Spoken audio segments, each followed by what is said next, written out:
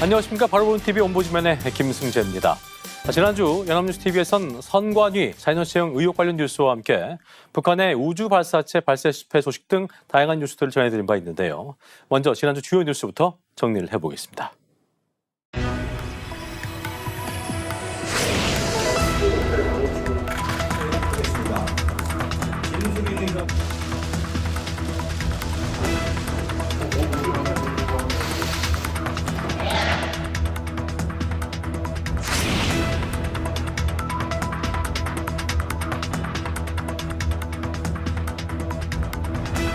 이 나라가 어느의 높은 단상에 오르게 되었습니다.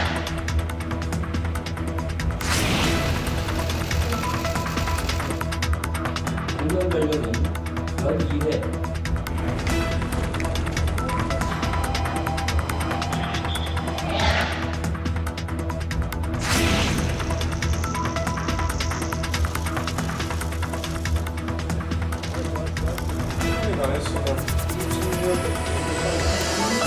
위원장을 찍어내기 위해서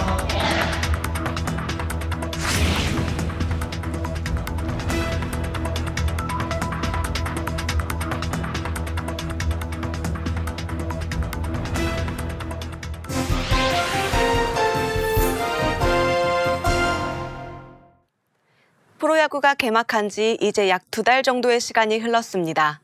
이번 시즌 달라진 모습을 보여 야구 팬들의 이목을 집중시키는 팀이 있습니다. 바로 롯데자이언츠인데요. 연합뉴스TV는 지난 29일 오전 8시 뉴스에서 이에 대한 내용을 다뤘습니다. 5월 초 롯데는 15년 만에 9연승을 거두면서 한 달 내내 상위권을 벗어나지 않고 있어 봄에만 잘한다는 이른바 봄대라는 별명이 무색하다는 내용을 전했는데요. 주요 선수들의 인터뷰를 통해 현재의 팀 분위기를 설명했습니다. 전준우 선수는 선수들이 하나로 잘 뭉쳐 경기를 치를 때마다 질 것 같다는 생각이 전혀 들지 않았고 시즌 초반이지만 좋은 기운을 가지고 시작하는 것 같아 올해는 예년과 다른 모습을 기대해도 좋을 것이라는 포부를 전하기도 했습니다. 또한 지난 겨울 롯데로 이적한 노진혁 선수도 개인의 성적보다는 팀이 먼저라는 생각이 선수단 사이에 퍼져 있는 것을 연승의 원인으로 본다는 내용의 인터뷰도 덧붙였습니다. 지난해 롯데자이언츠는 최종 8위로 시즌을 마무리했습니다. 따라서 현재 성적의 흐름이 더 눈에 띄는데요. 인터뷰를 통해 이전과는 달라진 분위기를 전해주어 팀 내부에서 이런 현상을 어떻게 바라보는지를 알 수 있었습니다. 그러나 성적 상승에 대한 내부의 평가 외에 외부적인 평가도 보도에 포함이 되었다면 이에 대한 풍부한 이해를 도왔을 것이라고 생각됩니다. 가령 개막 전 전문가들의 평가와 현재의 흐름을 비교하거나 예년의 시즌 초반 성적과 현재의 성적을 비교하는 그래프 또는 스토브리그 기간 동안의 전력 보강 등에 대한 내용 등을 담았다면 보도의 내용을 더 풍성하게 했을 것이라고 생각됩니다. 지난주 연합뉴스TV에서는 데이트 폭력 신고에 불만을 품고 보복 범죄를 저지른 사건들을 보도했습니다. 보도에 따르면 피해자에 대한 보호 조치가 미흡하여 일어난 것으로 알려져 있는데요. 이에 대한 내용을 지난 29일 오전 8시 뉴스에서 다뤘습니다. 보도에서는 데이트 폭력 신고 후 부실한 피해자 보호 조치에 대한 논란을 전했습니다. 데이트 폭력 신고 건수가 2020년에 비해 2021년에는 3배 이상 증가했음에도 불구하고 피해자와 가해자의 엄격한 분리가 이루어지지 못하는 현실과 피해자를 위한 적절한 보호 장치가 없다는 현행법상의 문제점도 언급했습니다. 아울러 데이트 폭력의 경우 재범의 우려가 높아 보복 범죄로 연결되는 사례가 많아 피해자를 보호하기 위한 법적 조치가 필요하다고 전했습니다. 구체적으로 가해자에게 접근 금지 명령을 내리는 것이 중요하지만 이를 규제하는 법이 없어 분리 조치만 가능한 점을 전했습니다.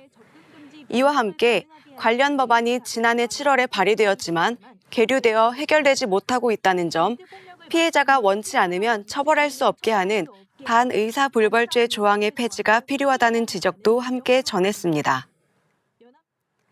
데이트 폭력은 단순히 연인들끼리의 싸움으로만 봐서는 안 될 심각한 문제입니다.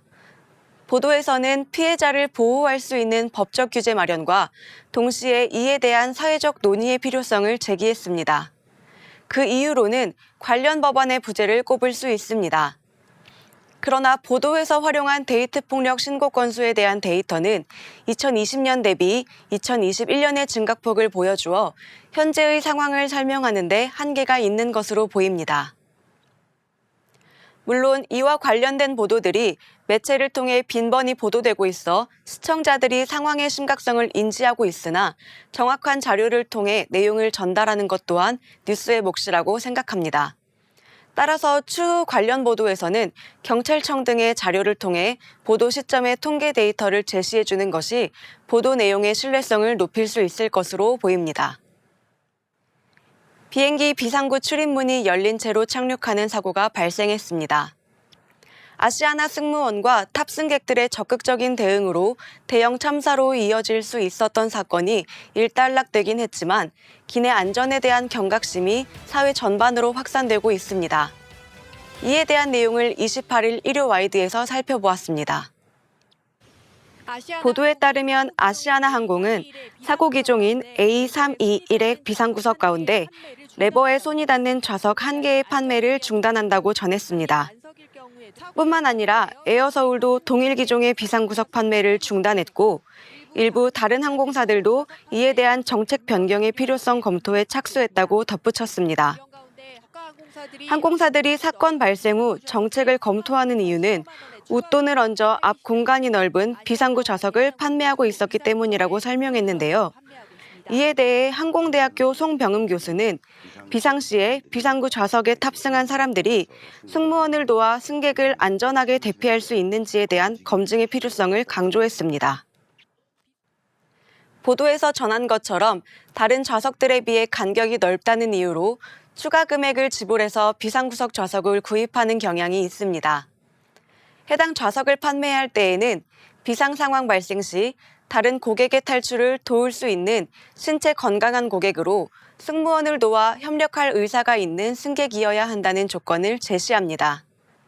그러나 항공사는 이에 대한 적절한 검증 절차 없이 추가 요금을 지불한 탑승객에게 판매를 하고 있습니다. 해당 보도는 사건 발생 후 관련 조직의 대처에 대한 내용을 다루고는 있지만 일반 고객들에게 비상구 좌석 탑승에 대한 경각심을 알릴 수 있을 것으로 보입니다. 다만 항공사의 이러한 조치는 특정 승객으로 인해 발생한 문제의 원인을 항공기 이용객 모두에게서 찾은 것은 아닌가 하는 지적도 있는 만큼 해당 대응을 둘러싼 다양한 시각을 담은 보도도 이루어져야 할 것이라고 생각됩니다. 코로나19 이후 건강의 중요성이 강조되면서 즐겁게 건강을 관리하는 헬시 플레저가 MZ세대 사이에 자리 잡았는데요. 몇 년 전까지만 해도 골프가 MZ세대 사이의 열풍이었다면 이제는 테니스가 그 열풍을 이어받았습니다.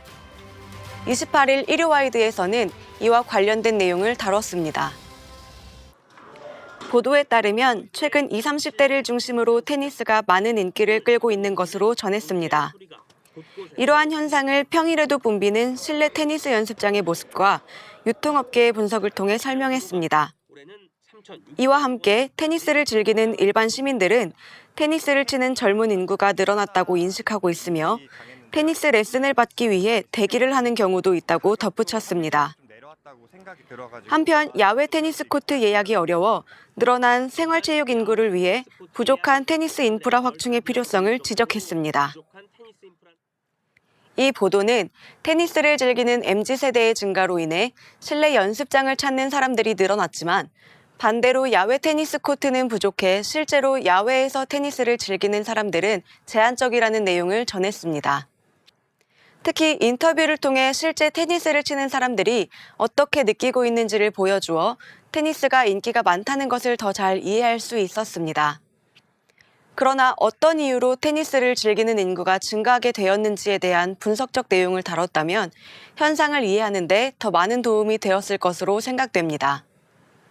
또한 보도 말미에서 테니스 인프라 확충이 시급하다는 점을 언급했으나 관련 분야의 전문가의 의견을 통해 이에 대한 의견을 전달했어도 좋았을 것으로 보입니다. 현상만을 전하는 것을 넘어 분석적 보도를 통해 이를 바라보는 다양한 견해를 보여줄 필요가 있어 보입니다.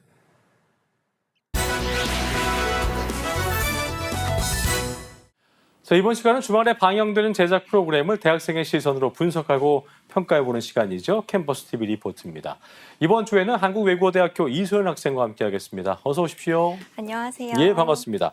자, 소연 학생 지난주에 어떤 프로그램 모니터링했습니까? 네, 저는 매주 토요일 오후 8시 40분에 방송되는 미니 다큐 아름다운 사람들을 모니터링했습니다. 지난 27일 방송된 아름다운 사람들에서는 학교를 마치면 집에만 있는 아이들을 위해 돌봄 교실을 운영하며 다양한 체험과 활동을 하는 사람들에 대해 다뤘습니다. 그럼 자세한 모니터링 내용 지금부터 전해드리겠습니다.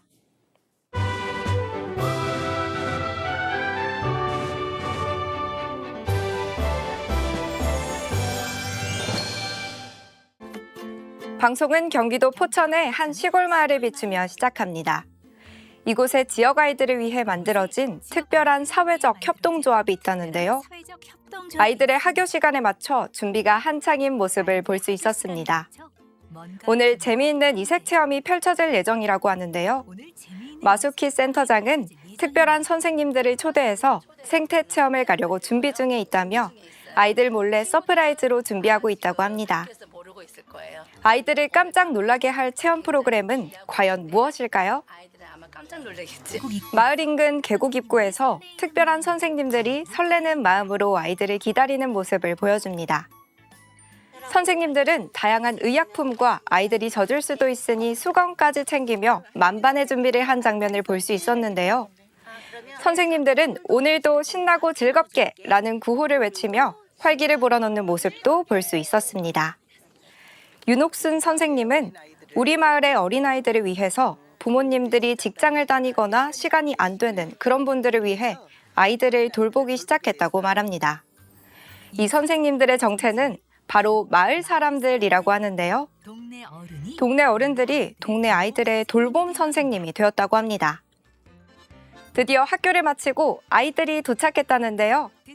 등장부터 잔뜩 신이 난 아이들이 옹기종기 모여 카메라를 향해 손을 흔드는 모습을 볼 수 있었습니다.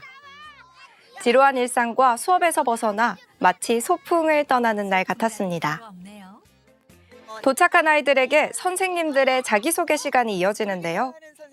애벌레 선생님, 놀기 좋아하는 선생님, 행복 선생님, 그리고 할머니 선생님까지 다양한 별명의 선생님들이 자기소개가 있었습니다.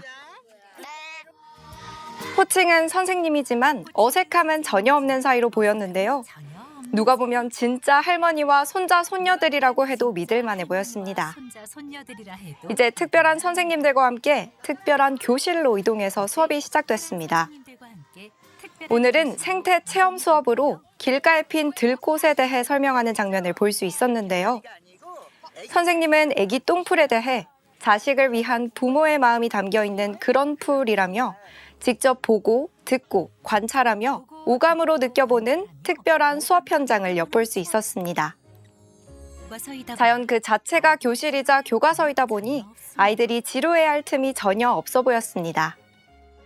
지난 2015년 만들어진 교육협동조합은 생태체험, 미술, 창의과학 등 다양한 수업이 진행되고 있다는데요. 특히 마을 사람들이 적극적으로 아이들의 돌봄에 참여하고 있다고 합니다. 마수키 센터장은 정말 마음 놓고 맞벌이 부부가 아이들을 맡겨놓을 수도 있고 밖에서 걱정하지 않을 수 있는 그런 역할을 우리가 한번 해보자 하는 마음으로 시작하게 됐다고 하는데요. 아이들의 눈높이에 맞춘 프로그램을 기획해서 최고로 재밌고 안전한 놀이터가 되어주고자 했다고 합니다. 다음 장면은 계곡에서 올챙이 잡기에 푹 빠진 아이들의 모습을 비추는데요.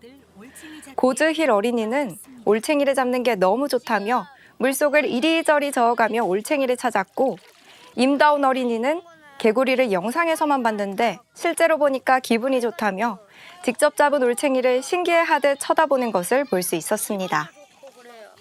할머니 선생님은 올챙이를 잡을 땐 머리 있는 쪽으로 컵을 대야 한다며 특급 노하우를 전수해 주었는데요. 정말 살아있는 교과서라는 생각이 들었습니다. 윤옥순 마을 선생님은 아이들이 학교와 교실만 왔다 갔다 하는데 자연과 함께하면서 아이들도 같이 크고 자라고 체험하는 것이 좋아서 함께 수업을 하고 있다며 어렸을 때 놀던 생각이 나서 더욱 좋다고 전했습니다. 선생님도 아이들도 모두 신이 난 모습을 볼 수 있었는데요. 이러한 체험들을 통해 책으로는 배울 수 없는 소중한 경험을 마음속에 차곡차곡 쌓아간다고 생각했습니다. 마을 선생님들은 발까지 걷어붙이면서 아이들을 도왔는데요. 이남옥 선생님은 아이들이 찾기 어려워할 때 올챙이를 찾아서 주면 아이들이 참 좋아한다며 그런 재미로 함께 체험을 하고, 윤옥순 선생님은 손자보는 것 같은 만족도 있고 아이들이 좋아하는 모습을 보며 보람을 느낀다고 전했습니다. 다음 장면은 한바탕 신나는 생태 체험을 끝내고 개울가 인근에 위치한 식당을 비춥니다. 마을 주민이 운영하는 식당으로 외부 체험을 나오는 날이면 꼭 들르는 곳이라고 합니다. 배고픈 참새 같은 아이들에겐 방앗간 같은 곳이라고 하는데요. 오늘은 아이들을 위해 맛있는 떡볶이를 준비했다고 합니다. 외부 체험을 나오는 날이면 마을 주민분이 돌봄교실 아이들을 위해 간식을 챙겨준다고 하는데요. 정성과 손맛이 그대로 담겨 있어 신나게 놀고 온 아이들에겐 그야말로 꿀맛이라고 하네요. 식당을 운영하는 이주영 씨는 아이들이 현장 학습을 하러 갈 때면 함께 사랑을 나눈다며 아이들에게 사랑이 메마른 시대에서 같이 사랑을 전하고 이 사랑을 얼마나 좋아하는지 모른다고 전했습니다. 든든하게 배를 채운 아이들은 텃밭 체험까지 즐기는데요. 오늘 프로그램이 정말 알차고 다양했습니다. 오늘도 온 마을이 사랑을 모아 정성을 모아 함께 아이들을 키운다고 하는데요. 마수키 센터장은 아이들이 잘 성장할 수 있도록 함께 어울릴 수 있는 곳에 가서 많은 아름다운 것을 담았으면 좋겠다고 전했습니다.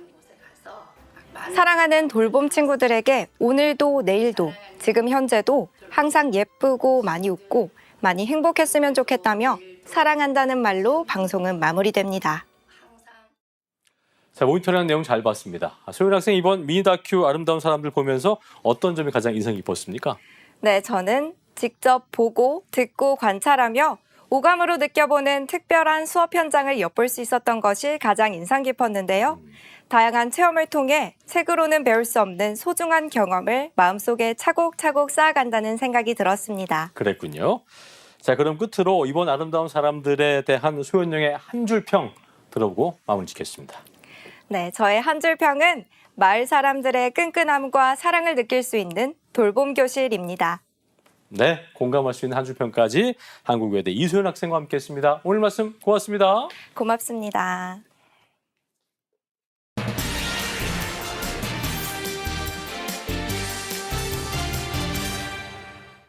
이유를 상대의 미친 영향 강도에 따라 이석을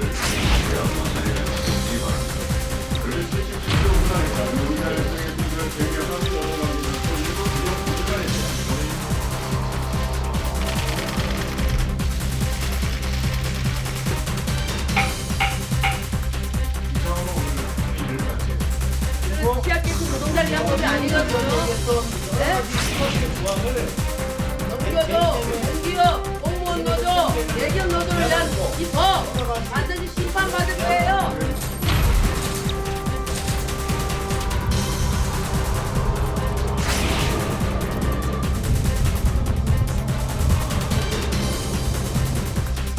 노동조합법 개정안 앞으로의 상부정 분단 초과는 경제유단체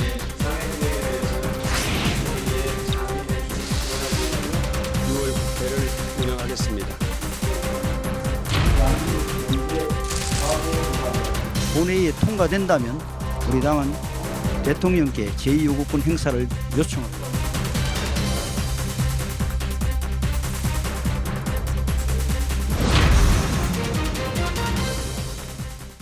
자, 야당은 법안을 단독으로 의결하고 여당과 대통령실은 반대를 하고 이런 상황이 반복되는 양상을 보이고 있는데요. 오늘 TV와 비평에서 관련 내용 자세히 짚어보겠습니다. 도움 말씀에 국가공무원 인재개발원의 김진숙 교수와 함께하겠습니다. 어서 오십시오. 네, 안녕하세요. 예. 자, 이른바 노란봉투법에 대한 논란이 뜨겁습니다. 야당이 주도를 해서 국회 본회의에 직회부가 되면서 8년 만에 국회 문턱을 넘게 된 것인데 네. 자, 먼저 이 법이 어떤 내용을 담고 있는 건지 설명을 좀 해주시고요. 관련 보도 내용도 짚어주시죠. 네, 먼저 이제 노란봉투법이란 예. 노동조합 및 그 노동관계조정법 일부 개정안을 말하는데요. 네. 먼저 간단하게 설명을 좀 드리고 네. 언론의 보도 내용을 살펴보도록 하겠습니다. 노란봉투법이란 노조의 파업으로 발생한 손실에 대해서 사측이 무분별하게 손해배상 청구를 할 경우에 이를 제한하는 내용 등을 담은 법안을 말합니다. 지난 2014년 쌍용차 파업 때 참여한 노동자들에게 47억 원이라는 손해배상 판결이 내려지자 한 시민이 노란 봉투에 보내온 4만 7천 원이 발단이 되면서 시민들이 모금 운동을 시작하게 됐고 또 이것이 유래가 돼서 노란 봉투법이란 명칭이 된 것이죠. 예. 이 노란봉투법이 다시 논란의 중심에 서게 됐는데요. 지난달 24일 국회 환경노동위원회가 민주당과 정의당 주도로 본회의 직회부를 의결했습니다. 노란봉투법이 국회 환경노동위원회를 통과한 지 3개월 만입니다. 노동계는 환영 성명을 냈고 또 여당에 대해서 본회의 처리 협조를 촉구했습니다. 하지만 이제 국민의힘과 재계는 유감을 표하면서 노란봉투법 본회의 통과 시 윤석열 대통령에게 거부권 행사를 요청하겠다는 상황입니다. 언론의 보도 내용을 보면 보수 언론과 경제지에서는 부정적인 반응을 보였고 또 진보 언론에서는 긍정적인 입장을 보이면서 노란봉투법 처리에 대한 평가가 극명하게 갈라졌습니다. 조선일보와 동아일보는 야당의 노란봉투법 본회의 직회부가 또다시 대통령의 거부권을 유도하는 것이라고 전했습니다. 민주당이 전 정부에서 이 법안을 통과시키지 않고 정권이 바뀐 뒤에 수적인 우위로 밀어붙이고 있다는 것입니다. 결국 대통령에게 연속 거부권 행사라는 정치적인 부담을 지우겠다는 계산이 깔려 있다고 해석했습니다. 한국경제 역시 노란봉투법은 직회부가 아니라 폐기해야 할 법안이라고 전하면서 대통령의 거부권 행사가 불가피하다라고 전했습니다. 그러면서 최근 정치적으로 궁지에 몰린 민주당이 국면 전환용 카드로 노란봉투법을 꺼냈다고 분석했습니다. 반면에 이제 한겨레와 경향신문은 여야가 노사 간 쟁점 사안에 대해서 합의 처리하려는 노력을 지속적으로 해야 한다라면서 여당의 법안 처리 협조를 촉구했습니다. 그러면서 대통령의 거부권 행사로 국정을 벼랑 끝으로 몰고 가서는 안 된다라고 우려했습니다. 그랬군요. 그래서 야당이 단독 의결을 한 것에 대해서 여당이 입법 폭거라고 강하게 비판을 가하면서 강대강 대치를 이어오는 모습인데 네. 이런 상황에서 대통령실도 이런 말을 내놨습니다. 노란봉투법이 재산권을 침해하는 위헌적 요소가 있다라고 밝혔는데 쟁점에 대한 보도 내용을 좀 정리해 볼까요? 네, 노란봉투법의 이제 쟁점은 크게 이제 두 가지인데요. 노조법 제2조인 용어 정의에 관한 부분과 또 제3조 손해배상 청구와 관련한 내용을 수정 보완하는 데 초점이 맞춰져 있습니다. 예. 우선 이제 사용자라는 용어에 대한 부분인데요. 현행법은 사용자를 사업주나 사업의 경영 담당자 또는 그 사업의 근로자에 관한 사항에 대해 사업주를 위해 행동하는 자로 규정하고 있습니다. 그런데 이제 개정안에는 여기에 근로계약 체결의 당사자가 아니더라도 근로자의 근로 조건에 대해서 실질적 또 구체적으로 결정할 수 있는 지위에 있는 자도 사용자로 본다는 문구를 추가했습니다. 예.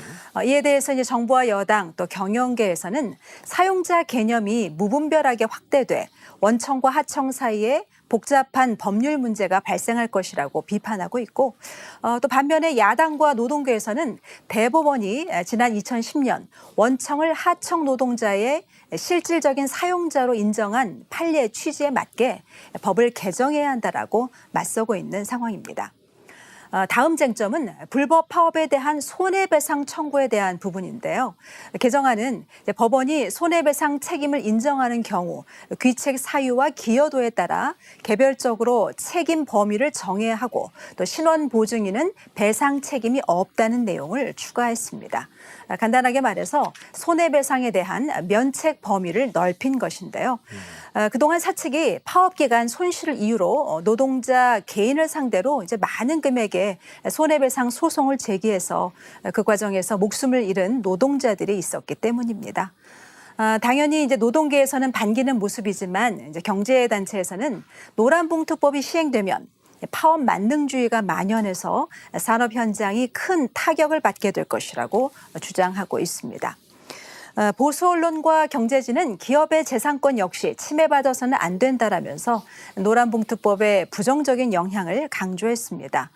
산업 현장에서는 소모적인 분쟁이 속출할 것이고 하청 사용자의 경영권과 독립성이 침해되고 또 도급제도가 유명무실해져서 결국에는 기업의 경쟁력 저하를 초래할 것이라고 비판했습니다.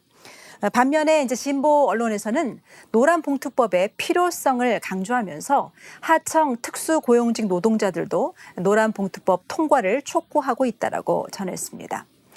이 가운데 이제 다소 중립적인 입장을 보이고 있는 언론의 보도 내용을 보면은 우선 국민일보는 노란봉투법은 노사와 여야 간의 이견이 형격한 법안인데 소모적인 입법 갈등을 피하려면 여야가 이제 제 입장만 고집하지 말고 머리를 맞대고 합의점을 찾아야 한다라고 전했습니다. 그렇군요. 또 한국일보는 노란봉투법은 이제 국제 기준에 부합하는 측면이 있어서 여야가 충분히 토론하면 합의에 이를 수 있는 사안이라고 전했습니다. 하지만 여야 모두 이제 강성 지지층만 바라본 채 타협하지 않는 불통의 정치를 하고 있다라고 지적했습니다. 그랬군요. 자, 교수님 말씀하신 것처럼 그 노란봉투법 처리 움직임에 대해서 당사자인 경제계 또 노동계가 희비가 좀 교차하는 모습인데 네. 국회에서 맞불 기자회견을 갖기도 했고요. 앞으로의 전망에 대한 보도는 어땠는지 좀 짚어주시죠. 네, 이제 노란봉투법은 이제 야당이 수적인 우위를 확보하고 있기 때문에 본회의를 통과할 것으로 보는 시각이 많은데요. 국민의힘은 본회의 표결 시 필리버스터를 고려하고 있다고 밝히고 있죠. 특히 윤 대통령이 또다시 거부권을 행사할 경우 전국이 또 한 차례 요동칠 것으로 전망됩니다. 앞서 윤 대통령이 처음으로 거부권을 행사한 양곡관리법 개정안은 지난 4월 국회에서 이제 재표결했지만 국민의힘의 반대로 최종 부결돼서 폐기됐고 또 간호법 역시 대통령이 두 번째로 거부권을 행사해서 국회로 다시 넘어왔지만 지난 30일에 부결됐죠. 이제 야당 주도로 본회의에 직회부된 두 가지 법안이 남아있는데요. 방송 3법 개정안과 또 노란봉투법입니다. 언론에서는 여야가 풀어야 할 쟁점 현안이 산적해 있는데 강대강의 극한 대치를 지속하면서 거대 야당이 논란이 되는 법안들을 밀어붙이고 또 여당은 거부권을 건의하는 어떤 그런 패턴이 반복되고 있다라고 전했습니다. 이제 꽉 막힌 전국 속에 정책 과제들은 제자리 걸음이어서 그 피해는 고스란히 국민에게 돌아가고 있다라고 지적했습니다. 그렇군요. 자, 대통령이 거부권을 행사한 1, 2호 법이죠. 양곡관리법과 간호법에 이어서 노란봉투법까지 뭐 사무가 될지 안 될지 지켜봐야겠습니다만 최근 정치권의 입법 갈등에 대한 보도가 좀 많은데요. 입법 관련 보도에서 언론도 굉장히 중요한 역할을 해야 될 것 같습니다. 끝으로 한 말씀 해주시죠. 최근에 이제 입법 사안들을 들여다보면은 이제 여야 간의 입장차가 이제 굉장히 첨예한 그런 사안이어서 한치의 양보 없이 갈등과 대치로 치닫는 모습입니다. 이렇게 첨예하게 대립하는 사안을 다룰 때 언론은 양측이 주장하는 말을 좀 사실에 기초해서 보도해야 합니다.